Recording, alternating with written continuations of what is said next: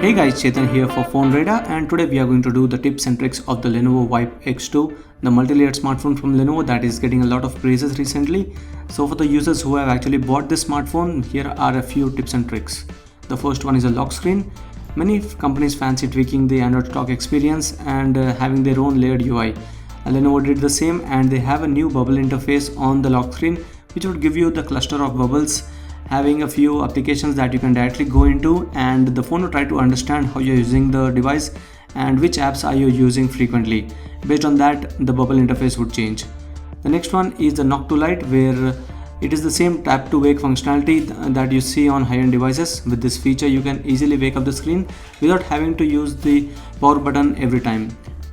Though you can use this feature in the lock screen, you cannot double tap on the home screen to turn the screen off.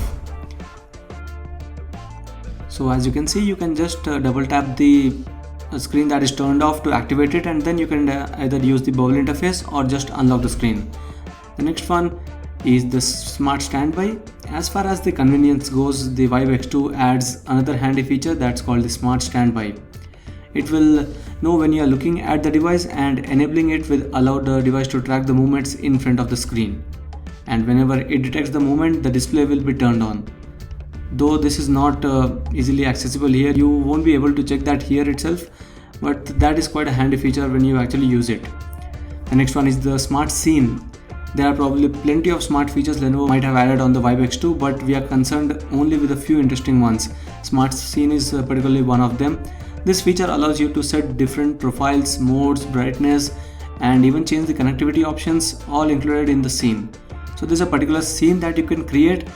For example, when you're going to the office, you can switch to that scene which you have created with your own profile, the different modes and brightness, and even turn the Wi-Fi hotspot on. So that is how handy this feature is.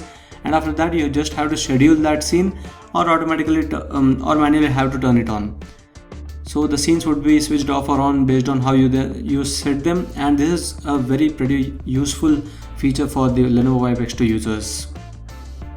So the next one is the high sensitivity touch. This is something that is required by the users who are wearing gloves in cold regions, most often used by the smartphone consumers. To increase the touch sensitivity, you need to go to the display section in the settings, and under that you'll have to go to the bottom, and there you'll find the high sensitivity touch option. Enabling that would increase the sensitivity of the touchscreen, and when you're using gloves, you can easily touch the screen and still the screen would be responding pretty well.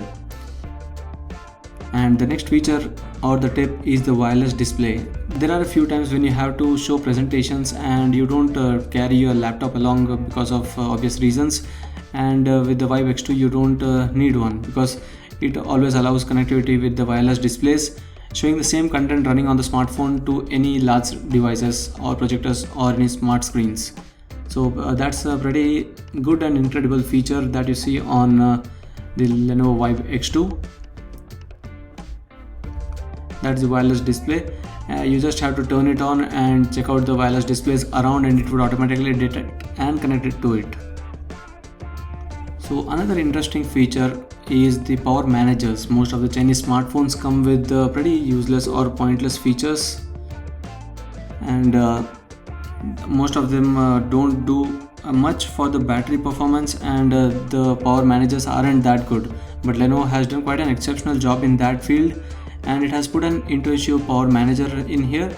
The option always allows you to switch to ultimate power saving mode, which will disable all the features except the calling and messaging functions.